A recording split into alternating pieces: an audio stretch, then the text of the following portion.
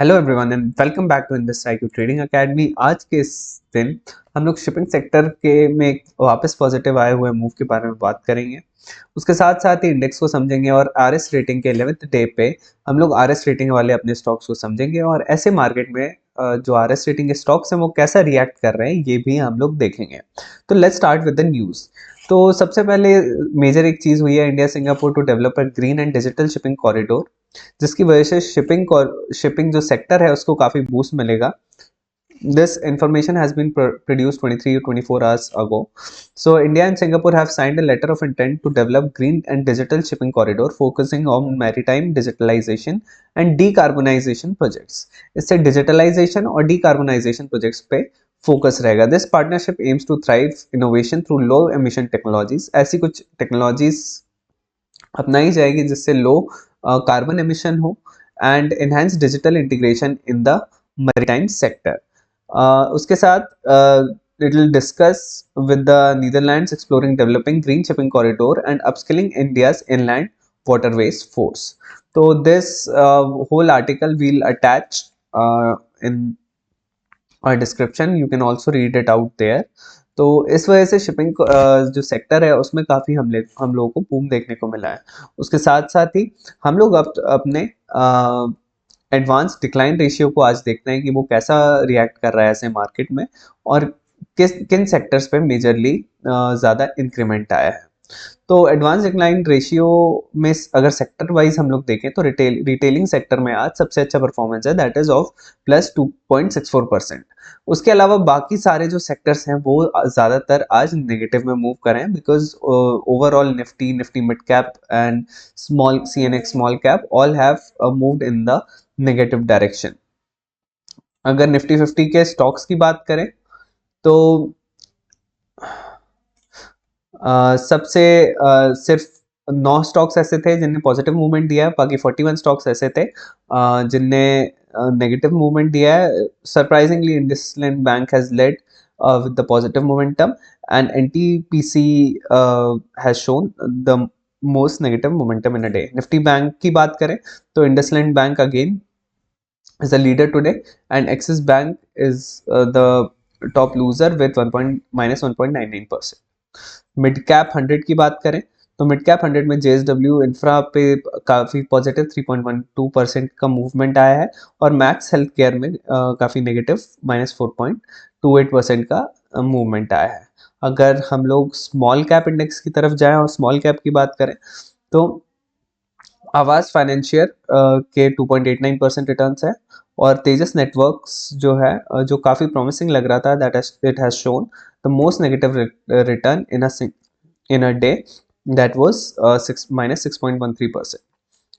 इसके अलावा 17 कंपनीज ही सिर्फ ऐसी थी जिनने पॉजिटिव मूवमेंट दिया है और 82 कंपनीज ऐसी थी जिनने नेगेटिव मूवमेंट दिया है फॉर टुडे। तो ओवरऑल अगर हम 2 दिन का एवरेज माने तो हम लोग 40-45 60 से 70% कंपनीज ऐसी हैं जो हम लोग को नेगेटिव मूवमेंट दे रही है। तो firstly that is right sign for us कि the markets might move little bit down further but nothing is guaranteed as of now. Nifty 50 की बात करें, अगर इसका टेक्निकल एनालिसिस करें तो हमारे लेवल्स के आसपास ही बिल्कुल यहाँ पे आ गई है। तो यहाँ से अगर एक ब्रेकडाउन मिलता है तो we'll consider this as a negative move. यहाँ से यहाँ पे ही कंसोलिडेट करता है for a longer time frame तो we'll look for an upward move from here. यहाँ पे अगर हम माइक्रो एनालिसिस करें, अगर इसको 30 मिनट्स के टाइम फ्रेम पे देखें तो यहाँ पे जो है काफ़ी प्राइजेस जो हैं वो थोड़े से कंसोलिडेट होते हुए दिख रहे हैं हमें इस रेंज के अंदर। अगर इस रेंज के बाहर जाते हैं, यहाँ पे एक बड़ा मूवमेंट आता है नेगेटिव, तो we'll consider it as a negative move.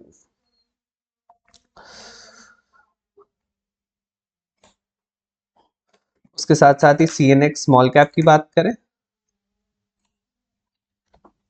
तो स्मॉल कैप में जैसे कि हमने देखा कि यहाँ पे एक इनगल्फिंग कैंडल बनी है, इनगल्फिंग कैंडल के बाद एक रेड मूव आना तय ही था, तो दैट यहाँ पे भी एक नेगेटिव मूव आया है।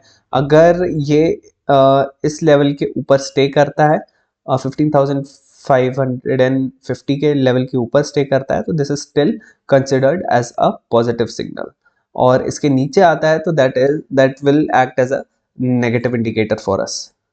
CNX मिड कैप की बात करें, ऑल्दो बिल्कुल सेम ये जो लार्ज स्मॉल कैप है और मिड कैप रिएक्ट कर रहे हैं, इसमें जो नेगेटिव मूवमेंट है वो थोड़ा सा कम है, 0.62% -0.62% के आसपास। स्टिल अगर यहाँ पे स्टे करता है एंड यहाँ पे फ्लैग का फॉर्मेशन करता है तो also a positive movement for us, otherwise it will act as a negative thing.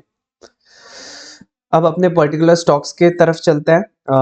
Stocks में अगर देखे जाए तो Jindal drill had been holding pretty well before 2 days. Now past 2 days it has fallen over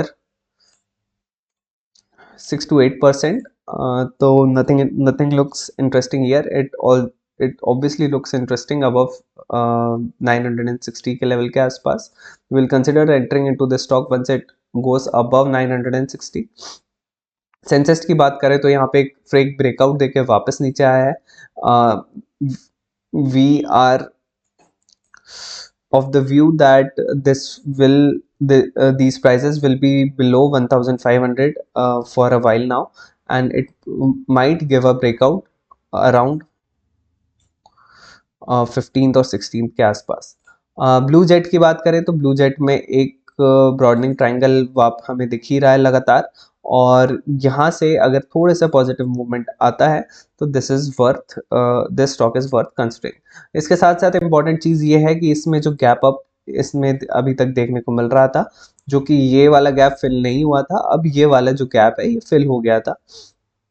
so that is also one thing.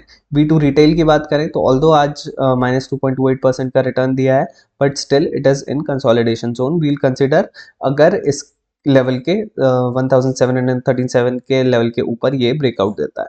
Bajaj finance की बात करें तो Bajaj finance was also holding pretty nicely for after breakout, but 2 दिन से इसमें भी काफ़ी हमें डिक्लाइन देखने को मिला है, 3 से 4% का। कामत होटल्स की बात करें तो कामत होटल्स में भी आज भी 2.12% का डिक्लाइन देखने को मिला है। कल हमने इससे एग्जिट कर लिया था due to this huge decline with increase in volumes, and this might look promising after 350 के level, so we'll start considering this stock after it reaches 350। Ami organics की बात करें तो काफ़ी वॉलेटाइल अभी आपको दिख रहा है, nothing interesting here as of now. We will obviously consider this after this it breaks out above 2500। और SRF की बात करें, SRF में एक बड़ा सा शेकआउट देखने को मिला है। इस शेकआउट के बाद हो सकता है प्राइजेस यहाँ पे वापस कंटिन्यू करें, but as of now it does not look promising. Jash engineering की बात करें तो जैश इंजीनियरिंग कंसोलिडेशन से एक और शेकआउट देने के लिए ये भी नीचे जा रहा है। यहाँ से ये मोस्टली प्रोबेबिलिटी बन रही है कि वापस इसी जोन में आके कंसोलिडेट करेगा। Nothing interesting here also at this point in time. KRN Heat Exchange, although it has given -1.65% for today, but it still looks promising because the prices the next lower low it is making is above its previous lower next higher low it is making is obviously above its previous higher low, so this still looks promising as of now। उसके बाद अगर हम PG Electroplast की बात करें तो still under 923, we have said that we'll only consider this if it moves above 960 and forms a flag pattern। Kotak Mahindra की बात करें तो कोटक महिंद्रा ने भी 2 दिन में कम से कम 2% का नेगेटिव रिटर्न दिया है। Nothing of concern as of now. we'll consider entering into this once it forms a flag over here। Gabriel India की बात करें तो गैब्रियल इंडिया भी इज स्टिल इन कंसोलिडेशन। यहाँ पे फ्लैग पैटर्न जो है वो ये फॉर्म कर रहा है, which is a good sign. Narayana की बात करें तो base on base still active है, स्टिल ये बेस ऑन बेस बनाने की तैयारी कर रहा है, which is a good sign, and we'll consider entering into it whenever markets get better. Wonder Electricals अभी बहुत लूज चल रहा है, अभी के टाइम पे काफ़ी वॉलेटिलिटी दिख रही है, which is not good for us, so we'll ignore this. अभी यहाँ पे अंबर एंटरप्राइजेस में कंसोलिडेशन मिल रहा है, कंसोलिडेशन के बाद अगर एक अपवर्ड मूव तो we'll add more to this stock. Banaras hotels की बात करें तो बनारस होटल में हमें ब्यूटीफुल कंसोलिडेशन मिल रहा है with decrease in volumes, which is a great sign for finding a pivot point. Shaily engineering ने एक ब्रेकआउट देने की कोशिश करी, but since it was with negative momentum and negative volumes, so we have not considered entering into this as well. TCPL packaging के 0.05% negative return था, but अभी भी कंसोलिडेट कर रहा है. ऑल्सो इसमें सेलर्स, हमारा पॉइंट ऑफ व्यू ये है, इसमें सेलर्स काफ़ी ज़्यादा है, so this is not worth entering as of now. साडा इंजीनियरिंग की, साडा एनर्जी की बात करें तो यहाँ पे 10% के नेगेटिव मूव के बाद एक पॉजिटिव मूवमेंट हमें देखने को मिला है. We have considered this as the starting of shakeout. Hope it goes above 540 level very soon, as only when the markets will correct. उसके साथ साथ कैमलिन फाइन की बात करें तो कैमलिन फाइन भी अपनी ऑलमोस्ट रेंज के अंदर ही है. Nothing interesting here as of now. Taj GVK की बात करें तो ताज जीवीके में अभी वोलेटिलिटी काफ़ी बढ़ गई है, so we are not also as an entry point. Mazgaon Dock is holding pretty tight and very nicely. Ship building sector में बहुत ही अच्छा हमें ओवरऑल स्कोप दिख रहा है. That is why we are considering entering into this stock. Also यहाँ पे एक बेस के ऊपर आउट ऑफ द बेस एक फ्लैग फॉर्मेशन हो रहा है, which is also a good sign. Manorama industries की बात करें तो still in a consolidation zone after the shakeout. इसको हम लोग ये लाइन मार्क कर दे तो ये नीचे का जो एरिया है, दिस इज कॉल्ड शेकआउट. तो शेकआउट के बाद वापस प्राइसेस कंसोलिडेट हो रहा है. अगर ये 1140 के ऊपर जाते हैं प्राइसेस, तो will start accumulating this stock. Aarti pharma labs की बात करूं तो अभी भी काफ़ी वॉलेटाइल है, plus but it is less volatile than the then few names. उसके साथ साथ ही अगर यहाँ पे वोलेटिलिटी कम होती है and it breaks above 800, so we'll start considering this stock as well. So thank you, that was it for today, and we'll see you in the next video.